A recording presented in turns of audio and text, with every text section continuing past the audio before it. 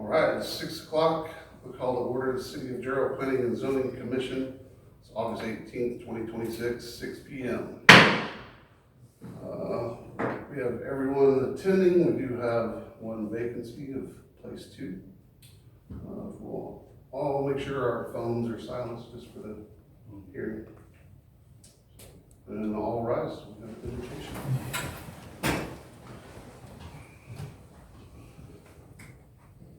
Heavenly Father, we just come before you looking for your guidance and your wisdom. We just want to make the best decisions that we can present to our city council for the behalf of our great city of Gerald. In your name we pray. Amen. Amen. Pledge of allegiance. Pledge allegiance To the flag of the United States of America and to the republic for which it stands, one nation, under God, indivisible, with liberty and justice for all. Thank you. All right, at this time, public comments. The Planning and Zoning Commission will conduct a public comment period to allow speakers to speak. Shall be limited to a maximum of 3 minutes to make their remarks. Unused times or any portion of an individual's allocated time may not be conceded, transferred, or shared with another speaker. Overall public comment period is consistent with and subject to all total time limits set by the City of Gerald City Council. Planning and Zoning Commissioners will not engage in discussion or respond to matters raised during public comments unless they are specifically listed on the agenda. Do you have any public comments? No, sir. All right, thank you. Now we'll move forward through the public comments. On to item 3.1. Discussion and consideration of possible action regarding the minutes regarding the P&Z Commission meeting held on January 28th, 2026. We have any discussion? Wow, from all the way back, I think the ice storm was what it was. I don't have anything, I think we were all here, except Gary. unless do you have anything? Do you have any questions? No, Okay, not at the moment. we have a motion to approve or disapprove. I'll make a motion to approve the minutes. I'll second.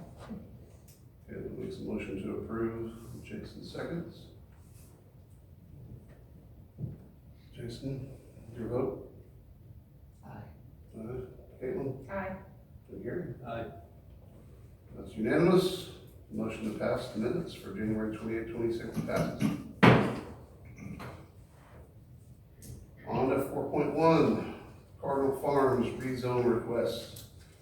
Consider public testimony regarding and recommendation concerning the request filed by the property owner, Northwest Wilco LLC, to rezone an approximately 5.02 acres from small lot residential SF3 to general commercial C2, generally located east of Seabud Stockton Loop, south of County Road 396. Good evening, Commissioners. So this is a request that has been postponed since the May meeting due to not having a quorum present.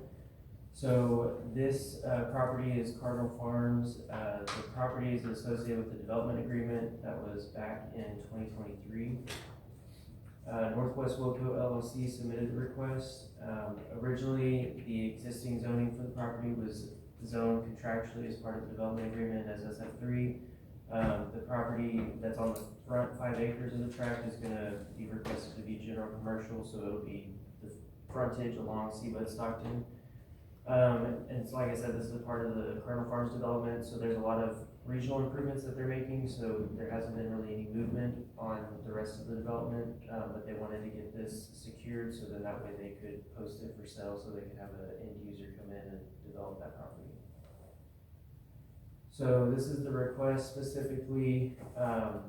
The property is that portion, so the preliminary plat is conceptual. It hasn't been actually submitted yet to review from staff's perspective.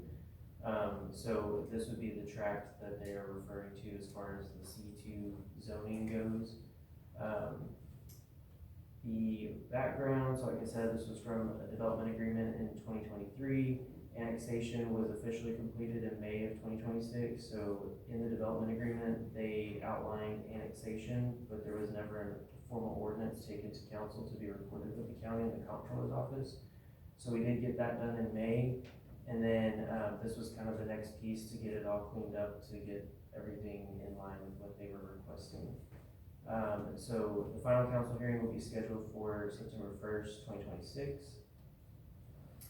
Public notices were posted on the property all the way back from the May meeting, so they did scratch out and just put the updated meeting date and time.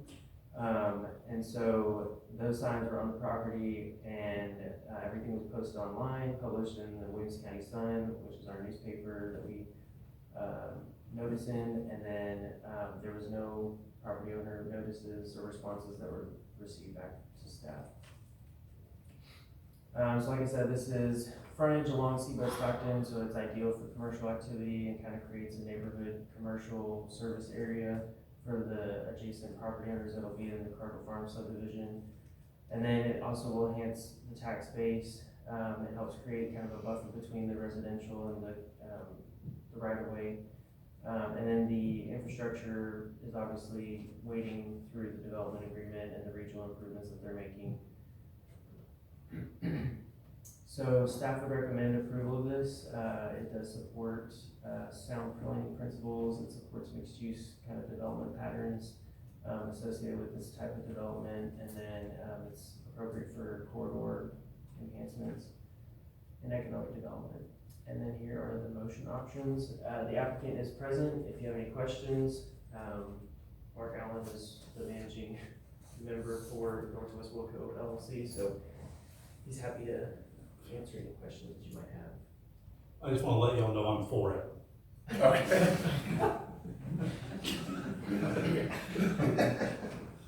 Just for the record. Can you remind us what the C2 allows for? So basically your neighborhood services like office space, professional services, retail spaces, some restaurants, not drive-through restaurants, so like some kind of like retail type restaurants that would go in like a lease space. Because it's a commercial area, so close to the housing that'll be built. I know there's no plans. But kind of one thing that it's sort of like over here at Home Place with the commercial that's set up there. There's just two little points. Those two aren't part of the HOA, so the HOA gets nothing from the tenants that own those properties. Yeah.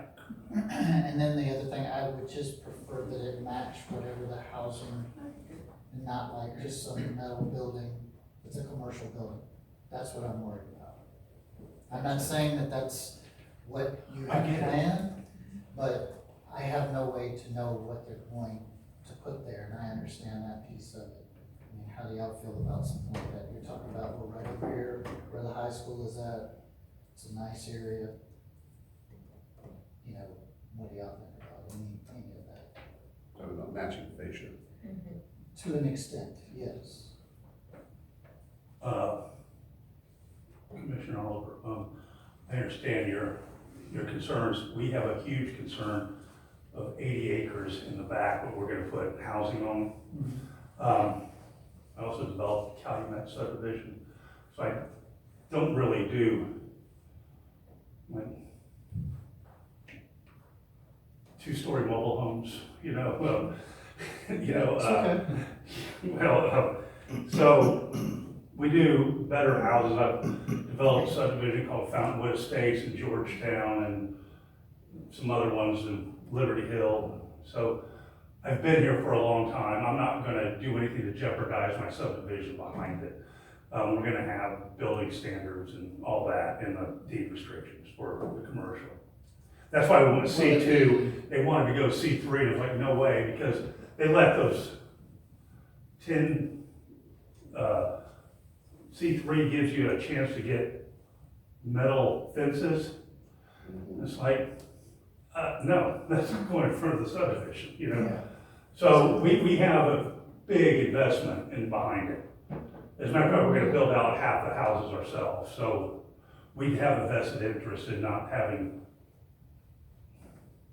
crap in front of it. I mean, Well, I would hope so, but you know, it's always, you never know until it actually starts yes, getting sir, built. yes, sir, I understand, I agree. I totally understand. No, and your concern is valid, you don't know me from anybody, you know, I just met you 15 minutes ago, you know, I mean, like, but I've been here for 7 or 8 years, and I'm not just gonna abandon Gerald. Well, it's not necessarily that, I kind of would like to make sure that it falls under the HOA rules, whatever HOA is, I assume you're gonna set up an HOA. We'll have an HOA, and C2 is pretty, it has their standards for what the buildings can look like and what they can't. That's why I went to C2 and didn't go for the maximum C3, because it wasn't I was gonna lose control of what it would look like up front. And that's the main entrance to get into the subdivision. So, just to clarify, we don't have architectural requirements or like facade requirements. But the things like that. HOA The HOA could In theory. implement that when they do the plat for the subdivision, if, since this property is gonna be a part of that, they Yes, could incorporate the deed restrictions to apply to the property. and that's what I would like to recommend. Because then we could talk, then you could talk about the deed restrictions, correct? I mean, we don't have We can control. Well, enforce- oh, that's right. Yeah, We we can't can restrict enforce it. restrictions. But it would be in there, just in case, We're not gonna let stuff happen up front that is not gonna help me, so we're building half our houses. We have 319 single-family lots, and so we're gonna build half those. 160. It's like, we're gonna build 160. So we got a big investment riding on this. I just would like it to be part of the HOA, so that way, eventually when it gets turned over to those residents, that they have some control over that. Because it's right in front of them. Yeah, I don't, And eventually we'll hand it over, because I. well, we're gonna transfer it to the developer of the, commercial lots, yeah. Mhm. I mean, so, I just wanna make sure that the residents fair of that enough. subdivision has say-so of what they see every time they drive into their subdivision. we'd like that as well. And I'm not saying that you wouldn't, but eventually. You've got a vested interest in combining the properties, being it's aesthetic to everyone. Well, we're gonna have a big investment in it. And we appreciate that. Well, you know, I'm gonna be coming to y'all for money here in a GoFundMe thing, so. If something- Will you be constructing the C2 building itself? No, we don't, we'll be doing the dirt work. Okay. My company, we build single family, and we just completed 305, well, haven't quite completed it, they still have asphalt coming in, the water line on 305. I was able to make a deal with the county, let us go in there right away, so we didn't have to condemn, or Gerald didn't have to condemn the property, which probably made it 3 years faster than it normally would have been. So, and then we're gonna build down Bud Stockton Loop to intersect with 305, which is gonna complete, it's called a water loop, for the whole west side of town. In proximity to the high school, is the plan to have an. We're ATM? basically across the street from the field house. Right, Not quite, maybe where the buses come out past, a little past it, but we're basically right across the street from the field house. I stop there and watch practice every now and then. any plans, I guess, for an ADA sidewalk with all the traffic, foot traffic possible? There'll be sidewalks in there and, you know, in interior. Is it gonna be like I'm not sure right about, away, I'm not like sure. that, like the right of way on 487 that we've talked about? How will the sidewalks be over there? So, I mean, they will On have that to side. comply with our Our standards, Our new our new street standards, standards. okay, so Yeah. it would be sidewalks Yeah, we got away with not having to put sidewalk, or, in County Med, yeah, we got away I've with, heard people complain about that. what wasn't from me. No, but I've heard it from residents. It doesn't stop them from walking the streets, so. I understand that, trust me, I don't even want to, we won't. I get it, Anyway, I get it. We were on a big budget too, back then, I promise, I mean, it was, we were trying to save money where we could. it's nice homes over there, it's not bad.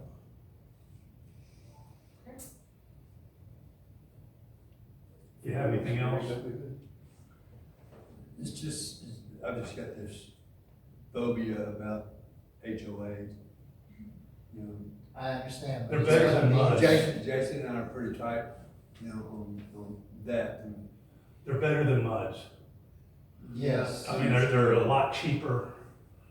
If it's selected correctly. Yeah. If you have a property management company or. That's what we manage do. it yourself.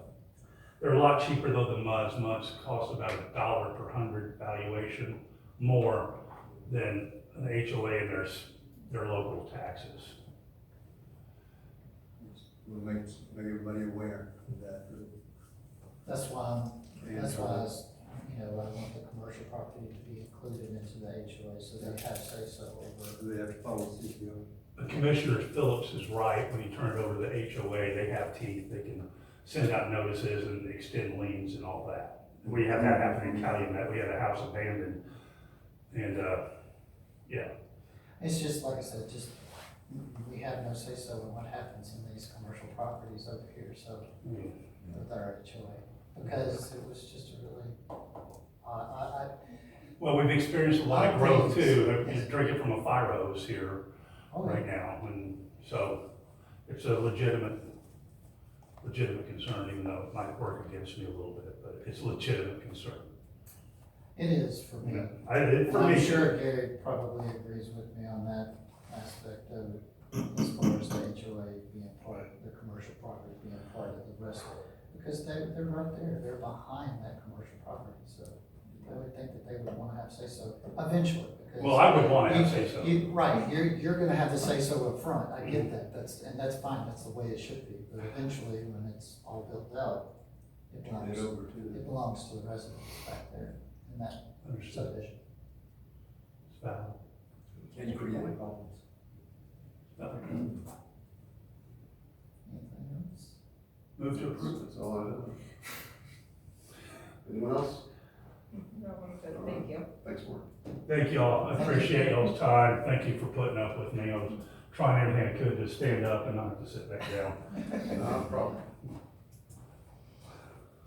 Unless we have any further discussion, with, any type of motion. I'd like to make a motion based on the condition of including the commercial property and the HOA. However I need to say it. What is the, We can't require that. I mean, you can request it. I can, The city has no. I will recommend, that's what I meant to say. I wish to recommend that the property be included with the HOA, We can work on Covenants. that. within the covenants of the HOA.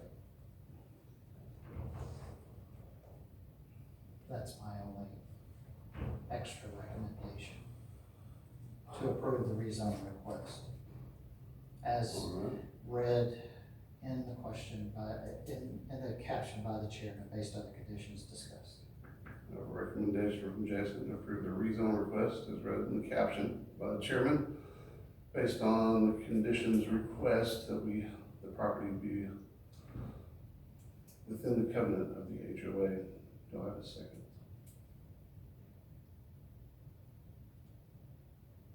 Second. Gary, on a second. All those in favor, Jason? Aye. Caitlin? Aye. And Gary? Thank you guys. Thank you. It was Unanimous. nice meeting y'all. You as well. Approval to rezone the Look forward to it. request. Nice meeting you, Counselor.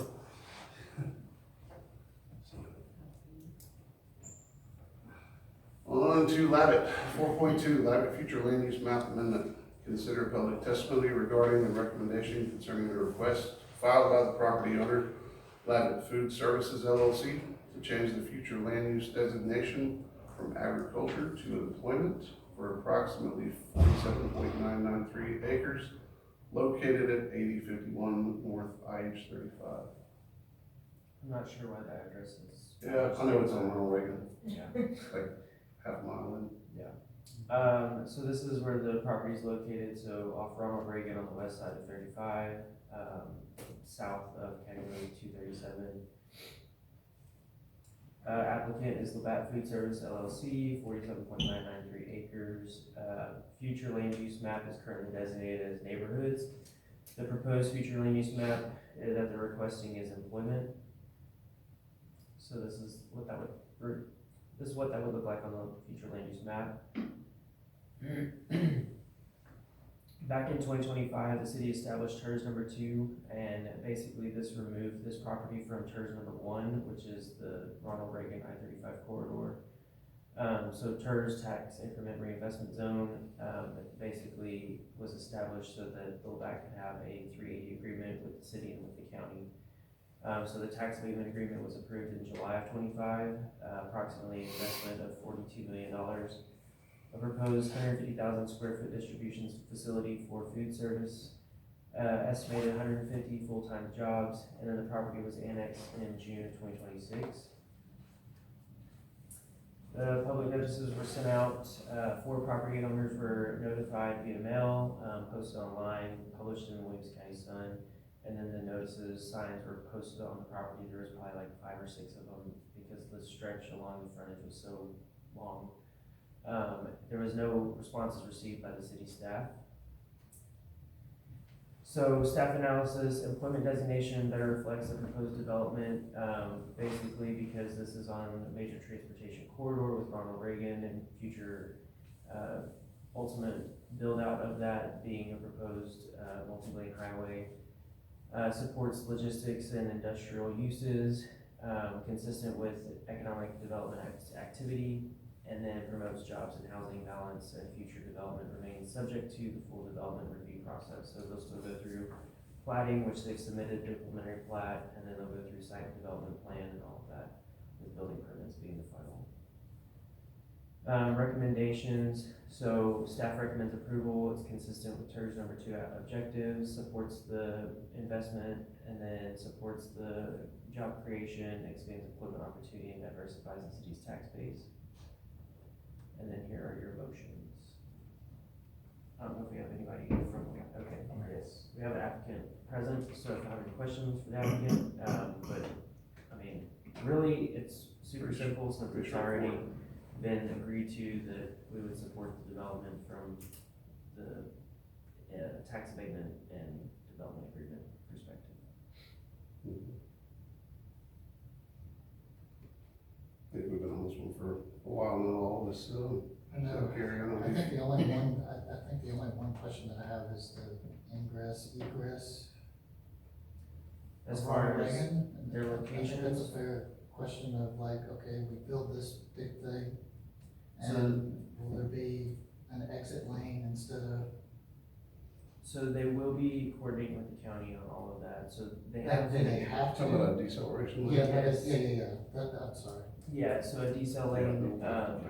that is something that they have looked at as far as, I don't know for sure if they've submitted a TIA to the city, but I know that they've been in coordination with the county, and they've been reviewing the ultimate build out for Ronald Reagan, but it's not projected to be completed anytime soon, so they would have to probably do like a temporary decel lane for that main entrance that they'll be using. But they do have 2 existing driveway locations, so one of those will be the main entrance, the one closest to County Road 237. So on the east side of the property. Okay. Yeah, Reagan's, it'll be a minute before it expands. Funding for that, about 5+ years out. Just thinking about people just riding up and down already and having to deal with the traffic. No, they'll, that kind of, 18-wheelers coming and going, doing their distribution, they're gonna have a deceleration. Do you, They'll work it out. So I'm actually the engineer for Labatt. Do y'all want me to speak on it? Sure. You could, Yeah. please. So we actually did perform a TIA, initial TIA analysis. It's gonna be 100 to 150 jobs, and it's split amongst 3 shifts. They will have an off-street, off-lot parking area for the trucks. So as they come through, there will be a spot for them to queue before they get through the security gate. The TIA that we completed will have a left turn lane, so a through lane both, I guess eastbound and westbound, and then there's some minor improvements at I-35 and Ronald Reagan that are being proposed as well at the signalized intersection. So that helps the conversation a little bit. We've also been in contact with the county. We've had several meetings with them. There is a schematic design. It's extremely preliminary. We talked to them about access for our site. A lot of the traffic that's going to be coming from the facility will actually head westbound. They've got a large area that they do distribution, which is why this facility is so important to them. Excellent. Sounds good. Because of anything else, Thank you. Thank you. Thank you. Anything else? Do we have a motion? I'll make a motion to recommend approval of the future land use map adjacent request as read in the caption by the chairman based off staff's recommendations and findings. Recommendation from Kalen, recommend approval for the future land use map amendment, request as read by the chairman in the captions. Do I have a second? Second. Jason, have a second? Jason, what was your vote? Aye. Caitlin? Aye. And Gary? Aye. Pass unanimously. Recommend to approve the future land use. 4.3. Is it the bat or Labatt? The bat, thank you. Consider public testimony regarding the recommendation concerning the request filed by the property owner Labatt Food Services LLC to rezone approximately 47.993 acres from agriculture to light industrial warehousing, I-1, generally located at 8051 IH35. So same property, basically, this is the follow-up to the future land use map amendment to get everything updated with the zoning. Same deal, existing zoning would be agricultural because it was annexed, and so automatically it would just go to agriculture. And then, the request is for it to be proposed as light industrial warehousing, which fits what the proposed end use is. This is what it would look like on the future, or on the existing and proposed zoning map. The, property, like I said, is part of the TERS #2 tax abatement agreement, January 25 and July 25. Property was annexed in June of this year. And then all of the economic impact associated with that. Public notices, same public notice signs. And then staff analysis, so current ag zoning, like I said, not reflective of what is proposed, and then I-1 zoning would fit this proposed use. And here are your motion options. Questions? Same Seems one, pretty straightforward to me. obviously can't build industrial and ag zones, so. Any further discussion? I think it's pretty straightforward. Do I have a motion? I'll make a motion to recommend approval of the rezone request as read in the caption by the chairman, based on staff's recommendations and findings. I have a motion for approval from Jason. Do I have a second? Second. Gary, do I have a second? Jason, your vote? Aye. And Caitlin? Aye. And Gary? Aye. Myself is an aye as well. It's unanimous to pass the approval.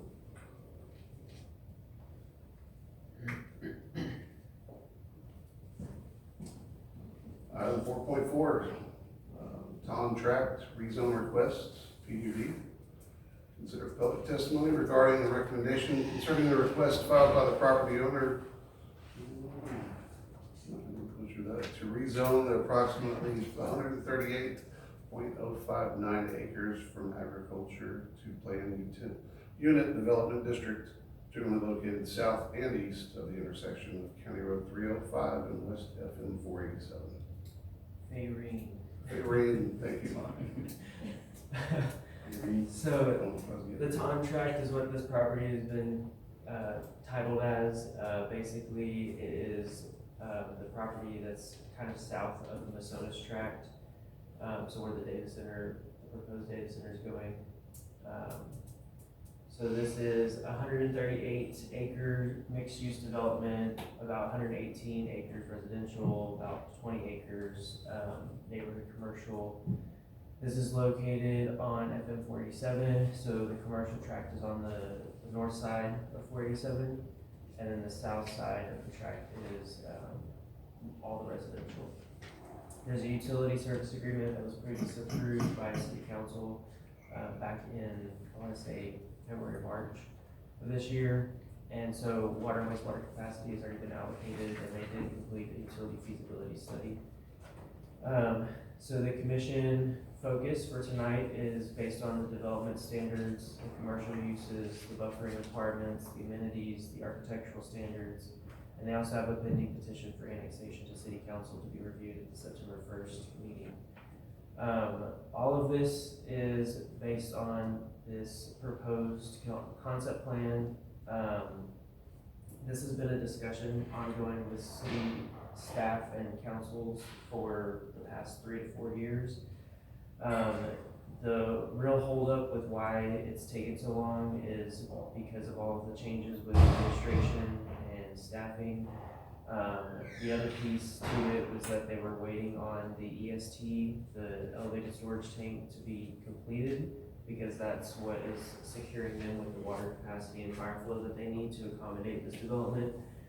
And then the additional piece of wastewater, there's obviously the Sierra G project that is happening on the west side of 35, south of Seabud Stockton, but north of County Road 310. So that project has a wastewater line that's going back up to the lift station at south of Masonis property. And so it's called the Balcones lift station.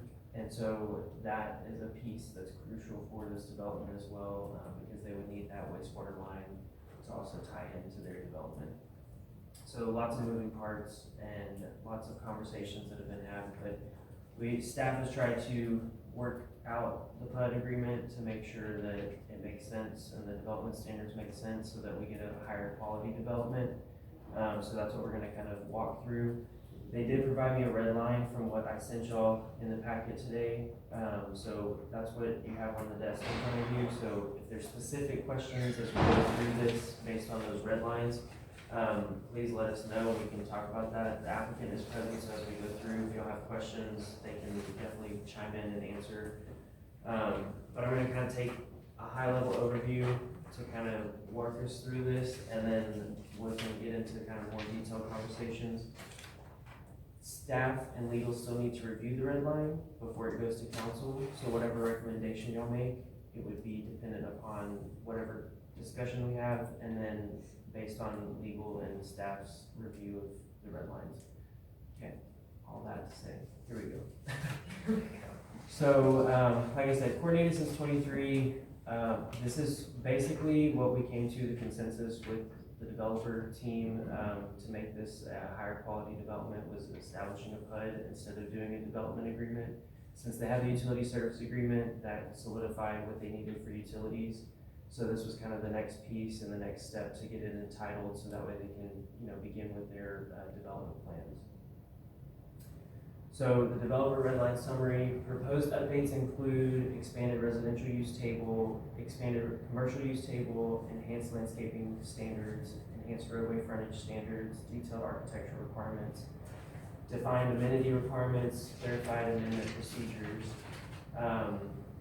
I will also mention that they have also discussed a lot of this with Councilman Klepak, so he's been involved in a lot of these conversations, and then the mayor, myself, and then Ashland, we've all been involved in discussions with them as we've gone through this. So the residential piece is gonna be the SF3 style standards. for as far as like a base zoning district, so that way you have that in mind. And then commercial would be more like a C2 neighborhood service commercial standard. And then the lot mix would be 40-foot lots, 45-foot lots, and then 50-foot lots. So the residential uses proposed: single-family detached, attached, duplex, triplex, townhomes, and then accessory dwelling units. Not permitted would be multifamily manufactured housing, manufactured home parks, student housing, nursing homes, and senior living facilities. Neighborhood commercial uses proposed would be general retail, restaurants, general office, medical and dental office, farmers market, financial services, professional service, personal services, athletic facilities, and then conditional uses would be inns, bars, taverns, pubs, and then permanent food vendors. Commercial restrictions, so prohibited uses, adult businesses, pawn shops, chicken cashing, vape and smoke shops, convenience stores, fuel cells, gas stations, salvage yards, flea markets, recycling facilities, concrete batch plants, and then outdoor storage yards. Enhanced development standards, so 20-foot commercial residential landscape buffer, 6-foot masonry fence-crete wall requirement for perimeter fencing, enhanced corner lot landscaping, enhanced collective roadway standards, parking lot screenings, and then mechanical equipment screenings for the commercial properties. Architectural and amenity standards. Residential standards would include 2-car garage requirements, elevation diversity requirements, exterior material standards, minimum 6 to 12 pitch roof, enhanced masonry requirements, and then amenities, a minimum of 2 neighborhood amenities, complete before the 200th residential permit, and then parks and open space provided, neighborhood gathering areas, and then trails and recreation facilities. So they did provide like I'm gonna say an architectural addendum attachment for the PUD, so the home builders that would be building in this subdivision would ultimately have to pick a combination of architectural features, so they wouldn't have to pick just one of those, and so they would be basically would hold them to actually like doing more than what a normal home builder would do in the SF3 neighborhood if it was zoned outright. Public notices, so we did receive, we noticed 11 property owners and then posted online in the Sun and then on the property. 2 notices came back, or responses came back in favor of the property to be rezoned, and then we didn't receive any opposition. The ones that were in favor, were they the owners of the property? One was the owner of the property. Now, she is not the developer, so. Staff analysis, so the benefits include a mixed-use master plan community, obviously the utility services secured through the USA agreement, predictable development framework, enhanced architectural standards, neighborhood commercial amenities, obviously it's pending the annexation. And then the alternative to this would be more unpredictable development, lack of architectural and lower development standards. So we wouldn't be able to have any architectural requirements or features included in a normal development that came forward with just normal straight base zoning. So this is giving you the ability to have some higher standards in place. Now, I didn't break the bank in the discussions with them because they've gone through the ringer with council and they have had so long of a process that I didn't like push super hard to get like extra stringent on the architectural features, because ultimately from the city side, like we cannot regulate it. I mean, that would be something that they're gonna have to, enforce and regulate on the developer and the property owner association, or the HOA would have to, adhere and require any home to follow those restrictions. So that was kind of my question, and I thought about that too. It's like, so who enforces that? What if they decide, I don't care? So when they submit the initial building permit request, the city would review it based on the standards listed in here, and that's where we would have the initial enforcement. But then beyond that, But what if they just decided to build something different anyway? What's the recourse to that? fine, fees. There would be ordinance violations that we could pursue, or we could pursue injunctive relief for violating this development plan. Okay, it's a curiosity, so I just wanted to make sure that there's some sort of recourse to it. Yeah. Okay. Go ahead, sorry. No, I mean, that's basically where we're at. So, I mean, my recommendation is we can proceed with the discussions, we can continue going through the red lines and getting this to council if y'all are in agreement with everything, but if there's anything that y'all want us to continue the conversation with, I mean, they're trying to get this entitled so that they can get all of the, development process started as far as the preliminary plat and the site development process and get things moving. And the offsite infrastructure obviously is gonna be a big hurdle for them, but, the applicant can chime in and add to all of that, but we've gone back and forth quite a bit, so what questions do you have? Well, probably was just gonna wait for my questions as we get to the blue lines in here. Yeah, go ahead. You wanna go through this? But it's basically the enhanced, like the lot standards that, it's like everything's been crossed out, there's nothing there now, basically. 6.1. 6.13. I mean, because I'm gonna need to go through every one of these, because I read through all of it, so there were just some minor questions that I had about the PUD in general, because the first thing was so I can say, what was it? That's what it was, the enhancements. So in the packet, the enhancements, there were three sections.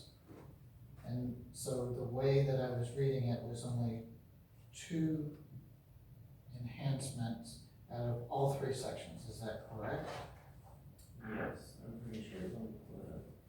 You wanna talk about it? Yeah, I mean, there's like 3 sections of limitations, so one of them is elevation, so you can't have the exact same elevation with the next house over, it just doesn't look very good, so they have to, every like 3 or 4, I have to look at the PUD, but they have to be alternating elevations. It also incentivizes the homeowners to have a few elevations for home buyers to choose from.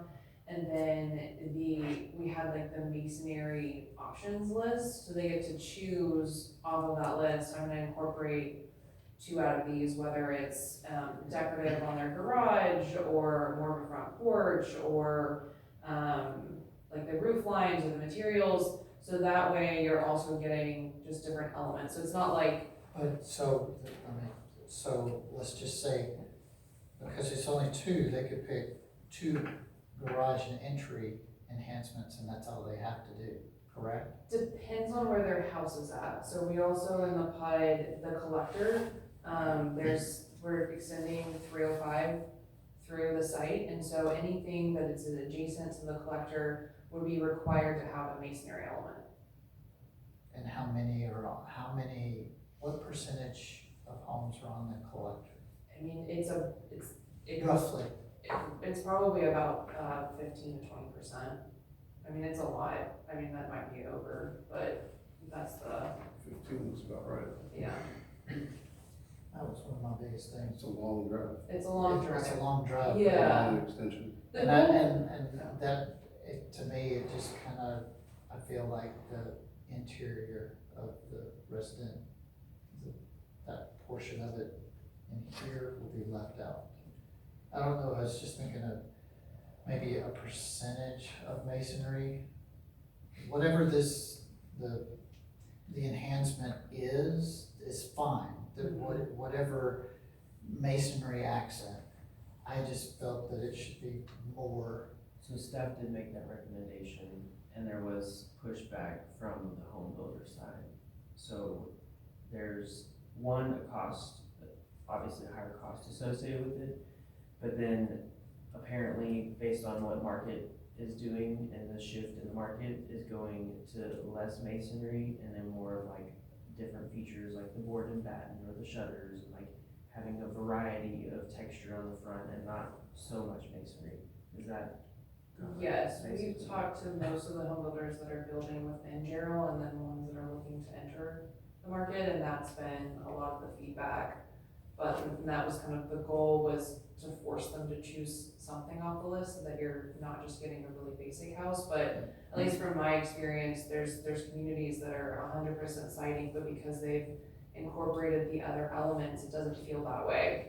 And it comes across really well. So I know masonry is always the thing that everyone thinks of to make a home really nice, and it's definitely an element that's, But it's not just that it makes it look nice, it's durability and no maintenance. That's, to me, that's a big piece, because even though you put a bunch of hardy board up on, and it doesn't necessarily need maintenance, it needs painting, and that kind of gets left behind a lot of times in a lot of subdivisions. So, and the sun is just like brutal on paint. Yeah, I'm sure you know that yeah, very well. So it's just so that's the only reason why I'm mentioning the masonry portion of it, you know, and it's nice that it's gonna be all the way down the main thoroughfare. That should bode well for people driving by looking Mhm. and may want to purchase. I mean, What about possibly requesting more enhancements, more than just two? Has that been requested as well? And what was the response?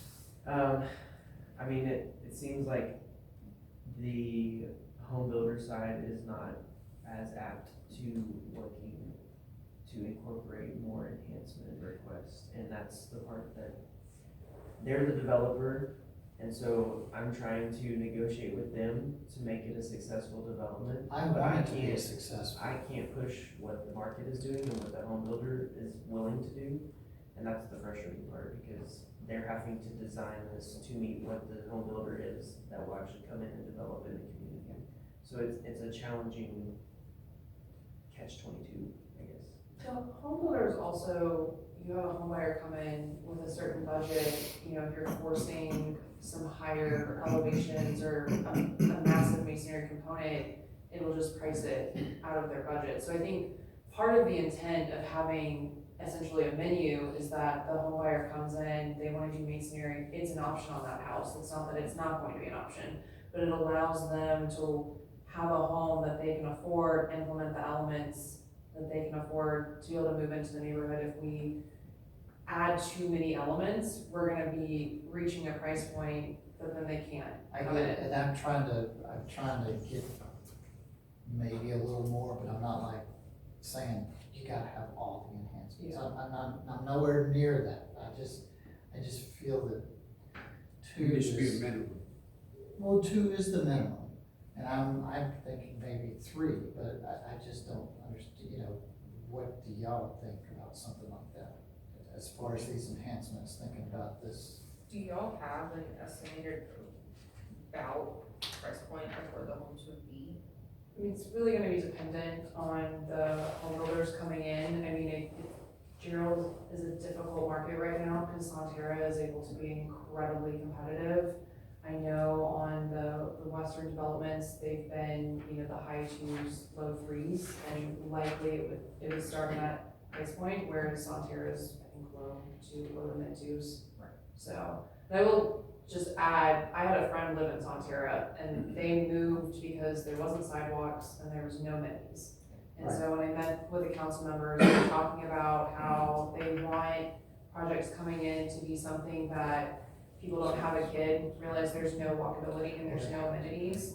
That was one of the key elements that we were discussing as enhancing this project, is that my friend probably wouldn't have moved as he had bought in this neighborhood, because it would have had sidewalks and then it would have the amenities. So that's the other component that we're bringing in that can be expensive. And so that's the balance of not making the homes too expensive, having the flexibility for the home builders, but then also having those elements that allow Gerald to keep its residents instead of, I think they moved out to Belton to find a neighborhood. So just kind of, those were my discussions with the council members. I know for me, and I'm just speaking for myself here, it's hard with Gerald because you have so much affordable housing to move into a more of a luxury type thing to offer. So in one way, I appreciate the ability pick and choose and say, I want Craftsman windows or whatever it is, and the enhancement options. But I don't know, I see so much affordable housing that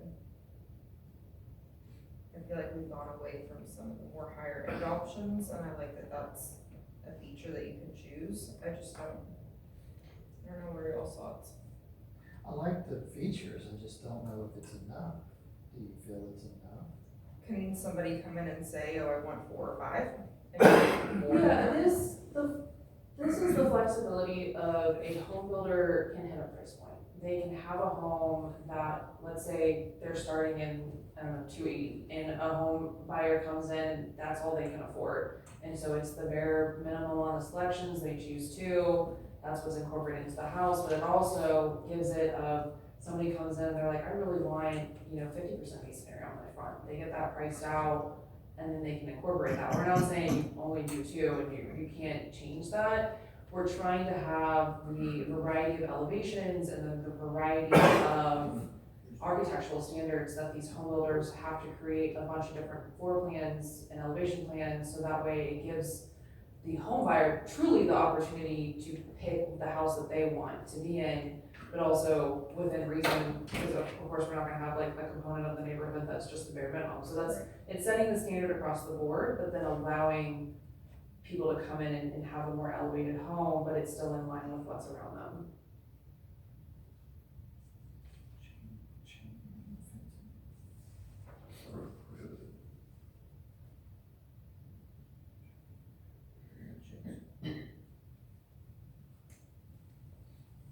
Do you know what type of amenities will be offered within it?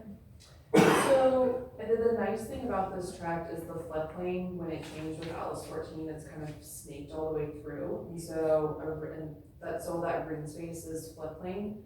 So we would like to have kind of trail systems where you can pick up in your section of the neighborhood, hit the trail, and then that light green area would be the public park space that you would have, your 2 to 5 playground and your 6 to 12 playground with swings and like a pavilion for people, but where they can all hop on a trail and get to that spot. Will there be a swimming pool or no? It really depends in my experience. A lot of times, I think this project's at the threshold where home builders would want to see one, but then it's also, this has been a super fun market.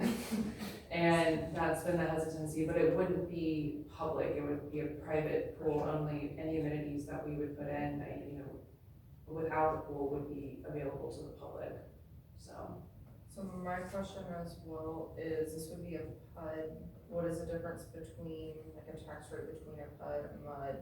So you're thinking of probably of a PID, your improvement district, so. That's right. sorry. Yeah, so a PUD is just, when you have a zoning category that doesn't quite fit what you're wanting to do, you create your own. And so when he's talking about base zoning, you go with the most flexible, which would be the SF3. We're not trying to do SF3 across the board, we have a lot mix. But if we try to do an SF2, then we're trying to take components out of the SF2 to basically do some of the SF3, and so it's better to do the lower base and then build a bunch of restrictions to have your PUD and your specialized zoning. Do you know the percentages off chance, by the 40-foot, 45, 50-foot lots? I believe there's a percentage in the PUD restricting the use. I want to say it was like 40 and 60. Yeah, that's all right. Yeah. Read a lot of things today, so I'm not misquoting. No, I'm not really to it, I just saw all the mixed use, I didn't know, if you were 40, 20, or 70, and 20 and 10, Yeah. The intent is, again, leaving it flexible enough to change with the market, but having guardrails on that. So that was kind of the goal with going in with a PUD. I don't see the percentage in there. I thought it was in there, it does, it is. Over the weekend, I just, You have to flip through it, but it did have the percentages of each I don't one. know, but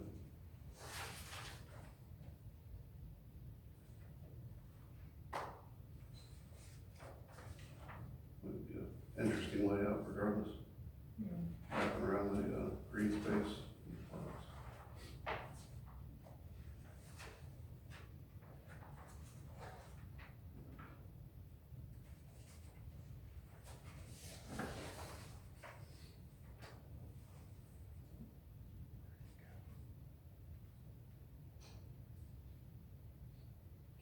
down? Oh, it's in this. Yeah. So 70% are gonna be 40-foot lots, and then you have 20% are gonna be 45, and only 10% are gonna be the 50-foot lots. Corner lots and. Are you good if we put that? Too. It was in there, or at least it was in the one I drafted. But, Okay, I was gonna say, are we good if we put it in to the actual HUD? yeah, I think, ordinance instead of just in the attachment? yeah. And percentages are always hard to land on. I think a PUD that I recently did, I did a really loose one and I came in at like, 50 and 50, but it's, again, it's one of those, we're trying to. Final flat, Yeah, well, you're laying this out and a home builder comes in and, they want a bunch of Well, fifties in this it's area, not, so. it's not gonna, 1 or 2%, it's not No, gonna change that's- anything, but we just need some sort of number there Yeah, to get no, absolutely.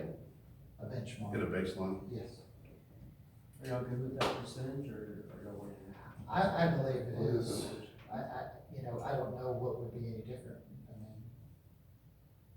as far as percentage wise. Appreciate the 2-car garage.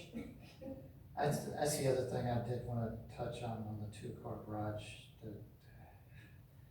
which we all know that most of the time cars don't end up in the garage. That's where everybody puts all their stuff.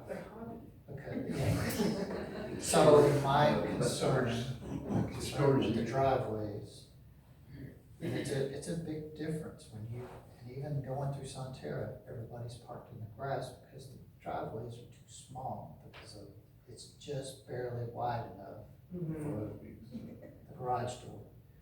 What I'm concerned with is making the driveway wide enough, meaning covering that little strip on both sides of the garage door.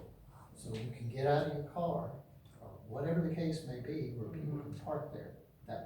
What is that, about 2-foot concrete on You're both also looking sides? at longer driveways than Sonterra has because they don't have sidewalks. So you've got like the public easement and then the sidewalk, and then you'll have like the garage, or the driveway off of that. I get it, but I see enough of it. It's not just Sonterra, it's Yeah. any subdivision besides mine. You come into mine and you have plenty of room to park in a driveway. I thought you were gonna say that, cause I go and I knock on them and tell them to move their car. But I just like, it's just kind of a thing for me. It's just like, cause I used to live in Sonterra, so I know exactly how it feels like. Mhm. And I was one of the few people that would park my car in the garage up there. And those garages are not very big. They weren't deep. No, they're Yeah. not very deep. So I expect the same with these. I get that piece of it. So that's my concern, is the width of the actual driveway. I would prefer it, like when you're looking, you can even see it in these pictures. If you look at this picture, it's just wide enough to go into the garage. So if you have anybody come over and park in the driveway, you're gonna walk all in the yard, because you can't get out of your car. And it's just kind of a thing that I think about for people, because I see people adding stuff to their driveway and, Additional landscaping, the dry landscaping. yeah, a lot of that ends up happening, or extra concrete gets put in that probably shouldn't have been put in, or whatever the case may be. So how hard of a deal breaker is something like that to cover that little bit of extra concrete on both sides of the, I'd honestly have to look at the mechanics of that, cause I've never seen them, I've never seen them pour concrete like that up to a house, like in any neighborhood. So I don't know, cause I'm not a home builder, I don't know if there's like an issue with doing that, and then that's why it's the garage opening versus like the extra concrete. So it'd just be something I'd have to, before giving an answer, cause like my neighborhood, it was the garage, the driveway went up to the garage, and, thankfully we were able to park in the garage, but like my neighbors are in trouble all the time, so.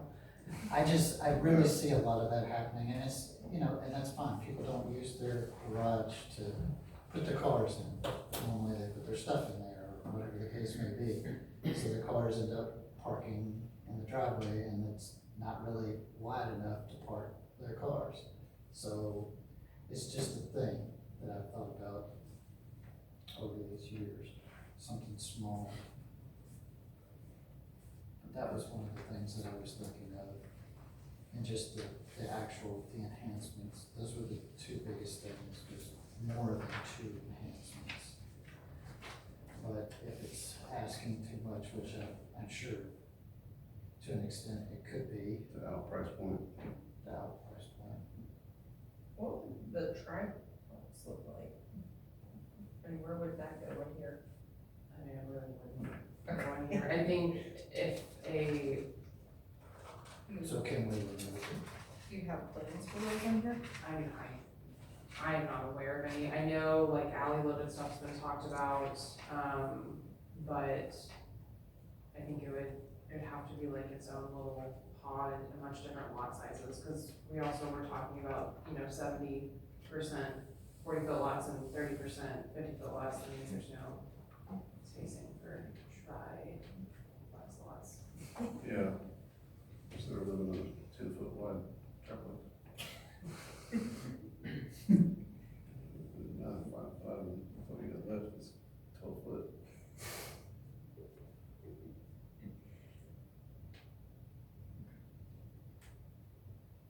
They want that removed? The What's triplex? No triplexes. I would say, yeah. I think that just know comes the with the truck. base zoning of SF, right? Probably, yeah, there's Yeah. quite a few in there that obviously are gonna go in. I don't know if I've ever. I didn't see it before, so you mentioned it. And I could deal with the duplex. I mean, they Duplex. look nice when they're done. Oh, the renderings from Yeah. these, yeah.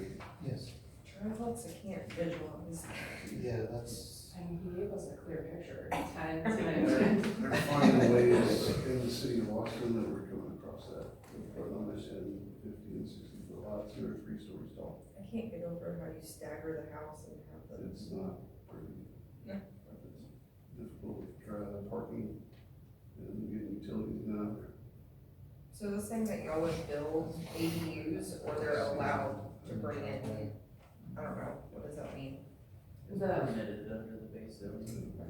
Yeah, so that would be, I don't even know if that really is well, feasible, because but like if they have a really big Why don't you put a backyard, shed in the they maybe backyard? could That's put a fine. shed in with, Yeah. or not a shed, but like where grandma goes.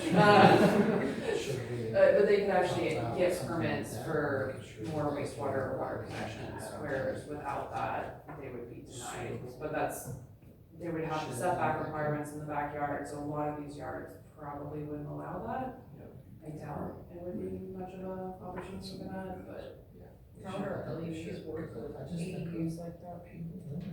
So since they're an accessory dwelling, it would be associated with the existing user, like it would just tie into their existing dwelling. Now, they would probably have to pay an additional LUE fee, because they'd be tying in to their system, but it would be attached to their existing water and sewer line. So you're not building them, that's just an option in here. it's just an option, but I think just practically wise, it would probably only fit on like some 50-foot lots that have like a massive cul-de-sac or something where they want to do something like that.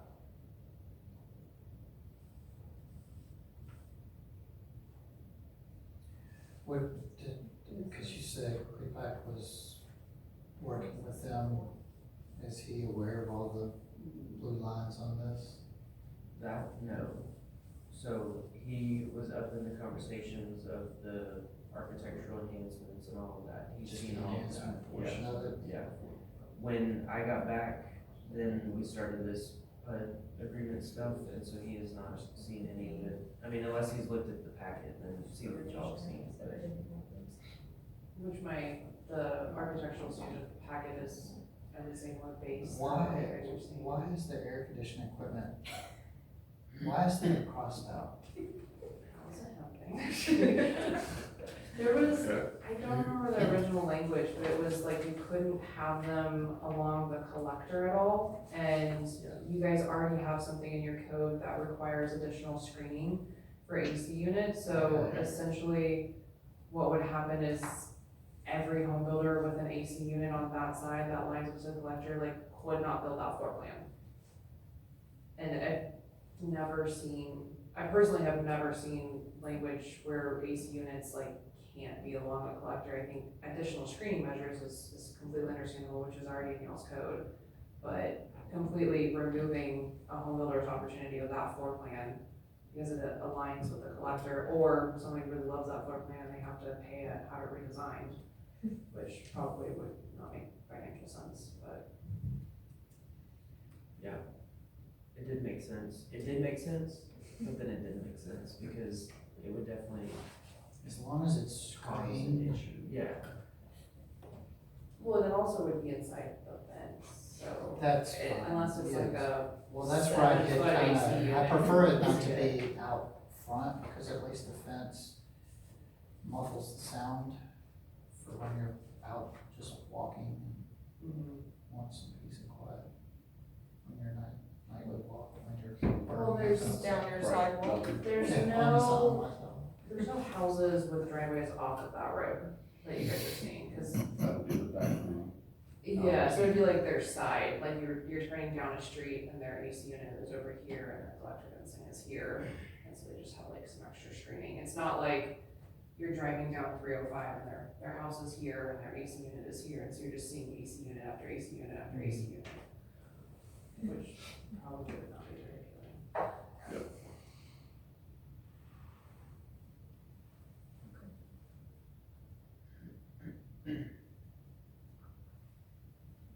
I think all I know it's probably an extra, I know it's an extra cost, but I'm kind of a stickler when it comes to galvanized posts. I don't like wood posts, because we know people don't take care of fences. And I'm kind of would like to make sure that it has galvanized posts for the fencing. For like Where, for, the collector fencing, or? I think he's referring to all fences that aren't. that aren't whatever you already have here for like, yeah, the residential, all the residential homes, galvanized posts. Instead of wood. Yeah. I mean, I can look into like what that would be like cost wise. I know I lived in suburbia 10 years and I just had a cedar treated post, and I never had any issues. Did they concrete the bottom of it? No, Then I was in solid rock, but, so I don't know why. There's your concrete. Yeah. But so I think the neighborhoods, the neighborhoods that you guys have seen where the fall apart is they're not using treated wood, or they're using pine, which is a horrible fencing material. so that's my problem, you know, once they start building, you're not gonna stop and you're not gonna see it. Yeah, well, I think, Nobody's gonna see it that- until it starts falling, and I see it when it's falling. I drive through enough of this stuff, yeah, and it's nothing but infighting with neighbors on who's responsible for it, is the HOA responsible for it? You fix all of that when it's a galvanized post, because the fence stays up forever. It does, yeah. as opposed to rotting out timbers. And I can look at the cost difference. I think a good compromise and something that the HOA would be able to enforce would be making sure that it's treated wood. And it's, because again, I don't know what fences you're looking at that are falling down, but in my neighborhood, everything was treated. I went to my friend's house, they were using pine, I know it wasn't treated, within 2 years their fence just looked horrible. So some of it is making sure that they're just choosing better materials up front. I mean, I hear you on the galvanized, but it's just that fine line of, you know, you force them to extend the concrete driveways, if that's an extra $5,000 or more, then you're forcing the galvanized on the fencing, and then you're looking at an extra couple grand there. It's So what about 3-rung fence instead of a 2-rung fence? like this. Yeah. I don't know if I've seen that. Go over Santerre, Okay. all over the place. Like the fences are falling down? Or, oh, yeah. So I know mine was a 2, and stained it. I'm very familiar with it. 3 rung I can deal with. I think I could deal with it. I just, fences, man, because I just, people get in such arguments over fences. All the time. Just trying to save a little bit of headache. What do y'all think? I mean, if I'm out of pocket, just tell me. I mean, let From me know. staff's perspective, I will say, I'm pretty sure we don't require a permit for fencing, so are you, by adding additional standards to them, like they would obviously get it when they get their initial building permit, but then on the Or in enforcement their side- HOA covenants, it can be in their covenants. Yes, they can be What in it- their covenants, but I'm just saying, like, staff would not be enforcing going back and fixing fences. I mean, No, unless, yeah. unless it's a property maintenance issue that, you know, we have to get involved, but. No, it would be their HOA that takes care of it in the end. But that's what I wanna make sure of, is that there's some sort of document set up front for them and being built to that, I guess, that standard, like what you're saying. So either a 3-rung fence or galvanized. But if I had to choose, I would still go with the concrete, because the garages, I'm sure people aren't gonna park in the garage a good portion of the time. So I think the residents would be happier with the wider driveway. Or whatever y'all feel, please. I see the costs associated with it, concrete's not cheap. Treated lumber over metal, that's probably the way they wanna go. Metal's gonna add up real quick on 8-foot pipe. And then concrete in the middle end. Mhm. I mean, that's what we got now. Would you recommend concrete for the wood? I mean, that'd be nice, it's gonna be in black dirt over here, it's gonna be pushed around.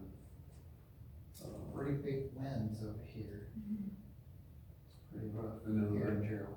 I had to rebuild part of mine because of the wind up here. Pushing over to 60 mile an hour. Full gate had its hinges. Yeah, I'm no issue on really the concrete of the driveway, but just to prevent fencing and whatnot, I'd like to see at least the treated lumber. You can do like a treated lumber with stain, is what I did in my subdivision in Maynard, which is I think that clay would be soils. acceptable as well. Yeah, cause I went back and forth with the homeowners on that, and it was just finding, I wanted cedar, I wanted it to be treated, and I wanted a stain, cause that will just help with the longevity of it. Because again, usually it doesn't get updated, nobody maintains it until it falls down. That's usually what happens to a fence. So, just one of those little things Yeah. over the years. Yeah, I'm good with that.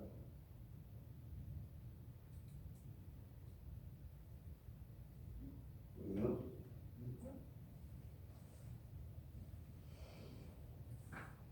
Well, and all the red lines you'll need to go through, like we've got, So we're gonna add the option of galvanized or treated fence posts as a possible option. Yes, Treated and stained. treated fence. yeah, I understand. I'll see what the cost of those are gonna, it's gonna add up over 600 LUVs.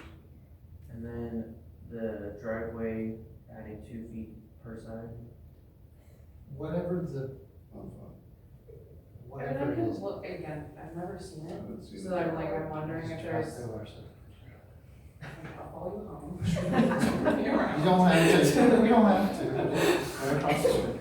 I don't, I've never seen it, I don't know if it's like, you can't have the concrete up like the foundation all the way across, or just like no one has wanted to do that, so I'd rather look into that. And if it is something, I'd propose maybe putting it on, you know, like the architectural enhancements or something that people can choose from, because if we have this menu, we're forcing the home builders to put it in their menu, which then gives the resident the I'm okay option. with that, Yeah. put that as an option in the menu. Because again, I'm trying to design something that, Do that with every 2 units, every 2 lots. They well, it It's should true, be, too. change, I don't know that you can even expand without yeah. having some drop off or. Well, that, I think Yeah. it's one of those, you know, depends on,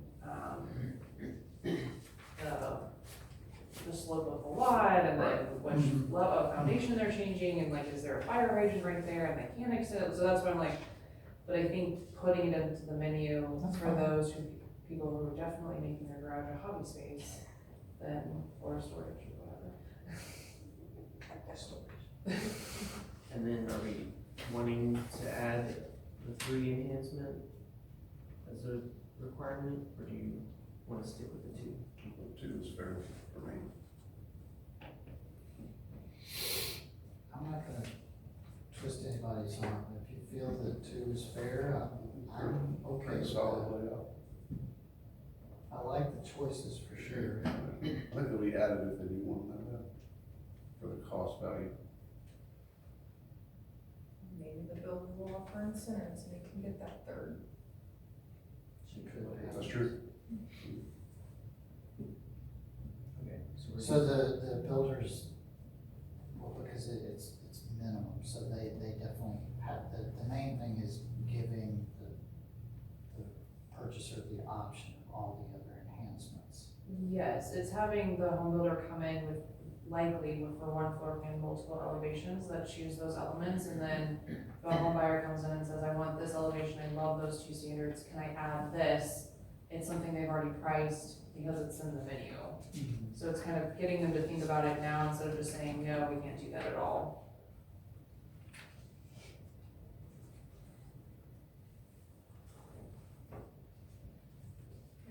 It's something, it was something that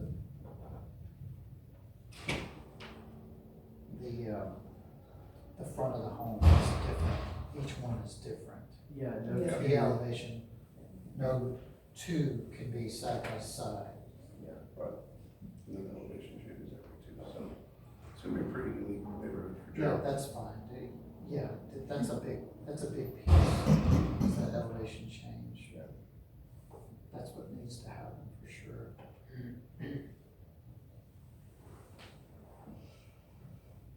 You got this job done? Yeah. I try to be real simple. I'm sorry. Okay, I think it's very complicated. no, we're good. We're good? We're good. Yeah, that's good. Do you have anything else, John? You good? Well, we have a recommendation for approval, recommendation to conditionally approve, that notes that Forrest has jotted down, a recommendation of disapproval.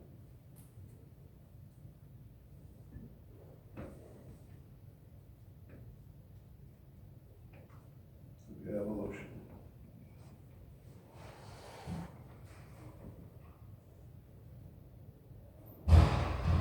I'll make a motion, recommend conditionally approve the rezone request as read in the caption by the chairman, based on the conditions discussed with Forrest.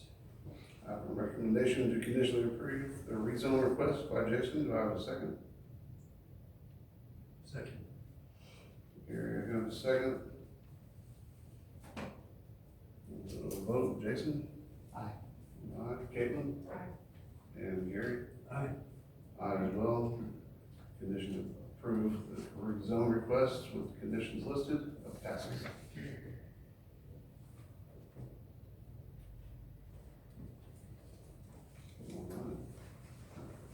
4.5, builder's first choice rezone request.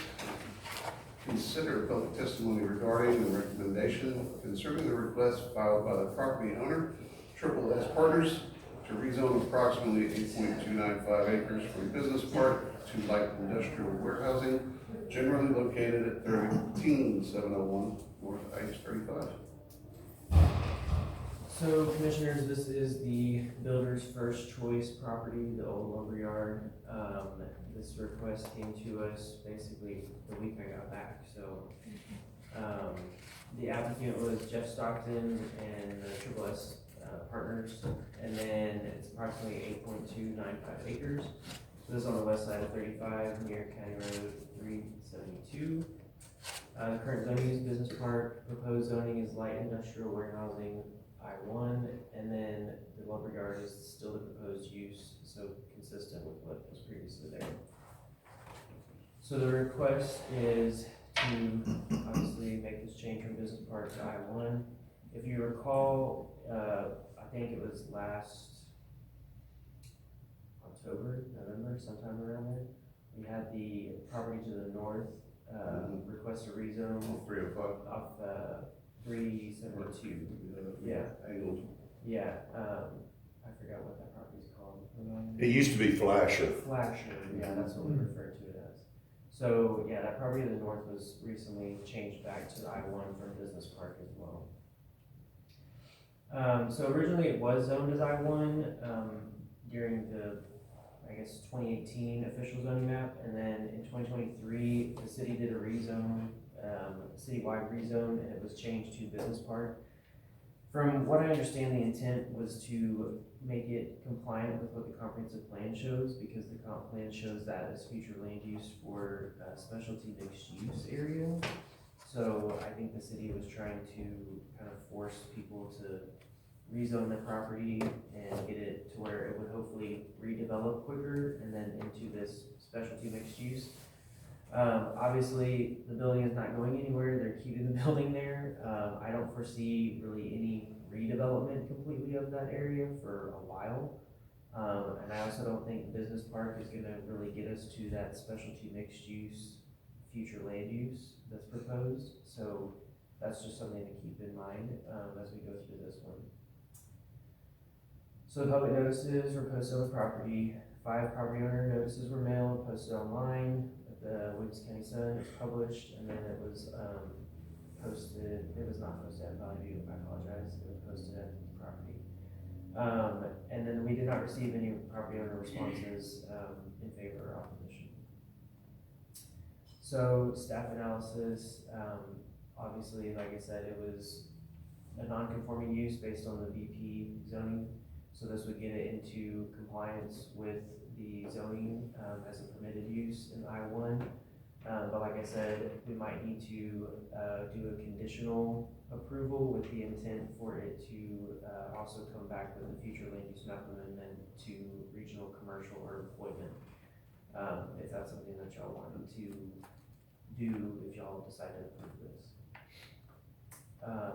So this shows you that future land use map. That red is the specialty mixed use area, and then the BP property that's in question is kind of right there in that white outlined area. So there's not really anything mixed use going on right there, and with all of the existing buildings that are already constructed, I really don't see at least the west side of 35 going mixed use anytime soon. I can see the east side staying as mixed use because a lot of it is rural vacant property still. So that does make sense because you can kind of bring in new development and have them adhere to that standard of the mixed use style, but this side is kind of already existing and built out with a long time before it's actually going to redevelop. And if y'all have any questions, Jeff's here, I'm here, but that's what I got. I can't answer the questions about why staff did all what they did in the past, but here we are. It's pretty straightforward to me. Obviously, they've changed it, and no notification, that's what it's gonna be intended and used for, so that's what it's being used for now. Anybody else have any agreements, disagreements? I guess my only question is if we do the conditional use permit in the event that it ever doesn't become what it currently is being utilized for, they would have to come back and re-request additional. So this one's not a conditional use permit? I was referencing a conditional approval with the intent for them to Got bring forward, or staff bring forward a future land use map amendment to bring it into compliance. Got it. I don't understand that, Forrest. I Explain. know. So, basically, the future land use map is what the guiding document is for the city as far as development. And so the zoning is supposed to follow what the intent is of the future land use map. So specialty mixed use is, as defined in the comp plan, is looking at like more mixed use, retail, restaurant, commercial on the bottom, residential on top. And I think the intent was to kind of pull from the Old Town area and create like a kind of commercial, retail, residential corridor on both sides of 35 to make it kind of like a domain-esque, like in Austin type thing.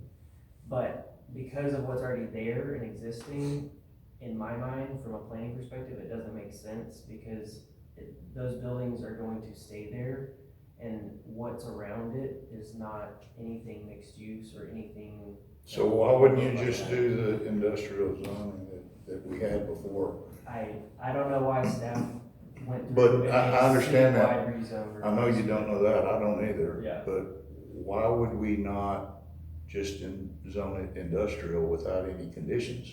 So it's not a condition Oh. on the zoning, it's a condition for staff to bring forward a future land use map amendment. to get it in I line see, he with says the a blind comprehensive man. I see, he says a blind man. Usually you do the future land use map first, and then you do the zoning, like those lot items we had previously. Yeah. You do the future land use, then you do the zoning, so this one's just backwards, but we gotta bring back the future land use map to clean it up. I didn't, so when you brought this to me, I did not go through all of it in detail until the past few weeks as I was prepping everything, and then that's when I realized, okay, we should probably go through this as a conditional approval and bring the future land use map amendment, so that way it's actually done appropriately. Makes sense. I'm good with that. And how long does that take, and will that cause any issues for him while the city is doing what they need to do? I mean, he would have the conditional approval. Once it goes to council, we would have to get it noticed and put on the next, I don't know if we can make the next P and Z meeting necessarily, but for sure the October P and Z meeting with council approving in November. But the zoning, I mean, with the conditional approval, you've already kind of said like you will Set the tone. set the tone for the next one, but. So it is a requirement on me to do more work. No, it would be me. Okay. I was fixing, I have a lot to say, Gotcha. but I'm long-winded, but I'll come up if I need to, if there's anything that is coming back on me. No, I'll get it all. It's- Okay, thank you, Forrest. It would be the same application that you've already submitted anyway, so Step one, you get to step four. basically. I got you.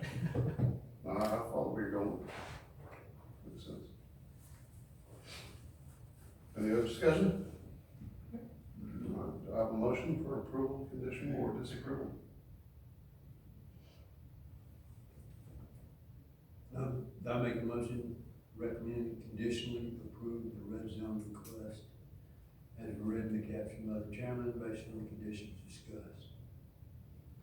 I have a motion to conditionally approve the rezone request based on the conditions discussed by Gary. Do I have a second?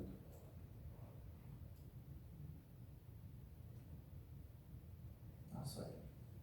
Jason is second. Go to a vote. Jason? Aye. Caitlin? Gary? Aye as well. It passed unanimously. Thank you. Most welcome. Yes, sir.